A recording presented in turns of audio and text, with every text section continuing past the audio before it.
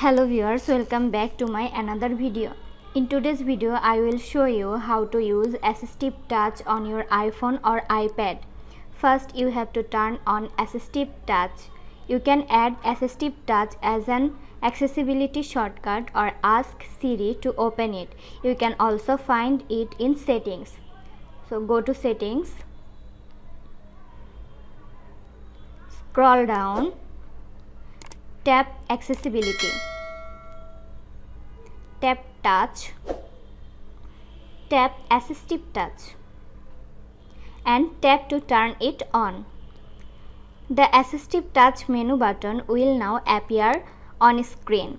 You can tap the button for quick access to dozens of different device functions like returning to the home screen, opening control center, bringing up Siri and more. To use Assistive Touch, tap the button to open the menu and then tap to select one of the functions.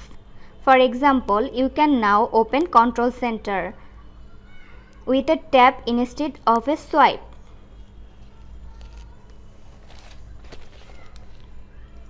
Next, we will go over how to customize Assistive Touch to fit your needs. In Assistive Touch settings, you can change how you interact with the menu button and add new functions to the menu itself. You can assign different Assistive Touch functions to a single tap, double tap or long press of the button. By default, tapping the button once will open the Assistive Touch menu. You can also create a new gesture by recording custom taps and swipe, which you can activate from the Assistive Touch menu later. To customize the Assistive Touch menu, tap Customize Top Level menu. You can change one of the buttons function by tapping an icon, or you can add a new function by tapping the Add button, which look like a plus sign. Then tap the new icon that appears in your Assistive Touch menu layout and select the function from the list. We will select Screenshot. Then tap Done.